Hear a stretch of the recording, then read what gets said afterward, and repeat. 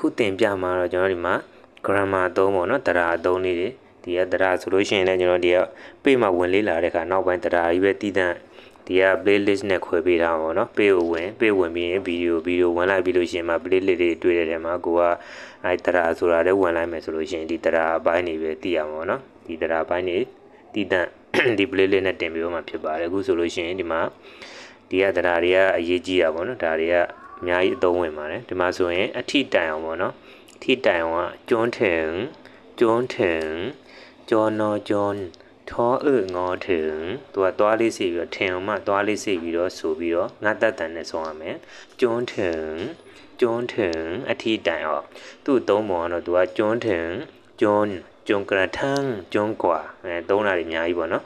ဒါမဲ့ဒီမှာကတော့ကိုကကျွန်းထင်နဲ့သုံးပြထားပါပေါ့နော်ကျွန်းထင်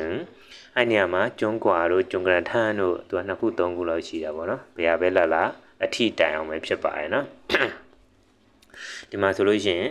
ကျွန်တော်ညနေ9:00နာရီအထိအလုပ်လုပ်တယ်ကျွန်တော်ကညနေ9:00နာရီအထိအလုပ်လုပ်တယ်ผมทำงานจนถึง5 โมงเย็น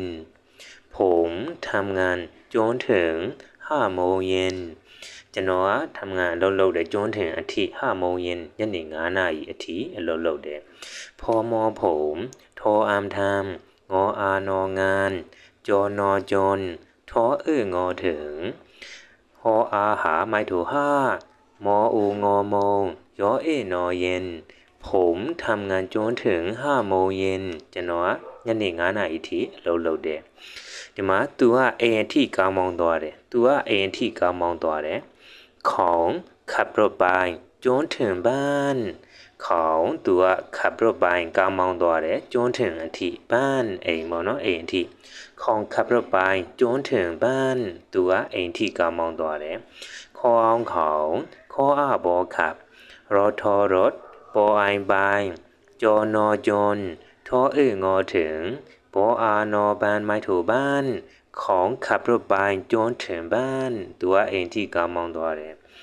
ဒီမှာငါတို့နိုင်တဲ့အထိတိုက်မယ်ငါတို့နိုင်တဲ့အထိတိုက်မယ်ဆိုလို့ရှိရင်စာတိုင်းဆိုရင်တော့ရောင်ပေါ့နော်ရောအောင်ဒါမဲ့တကယ်စကားပြောမှကြတော့ရတန်ကိုလာတန်နဲ့စာထိုးရဆိုတော့လောင်ပေါ့နော်ရောင်ကျစုကျွန်းထင်ချနာရောင်ကျစုကျွန်းထင်ချနာရောအောင်ကြောအားကြစောဦးစုမိုက်ထိုစုကြောနော်ကျွန်းထောငေါถึงချောနော်အချနာရောင်ကျစုကျွန်းထင်ချနာငါတို့နိုင်တဲ့အထိတိုင်မယ်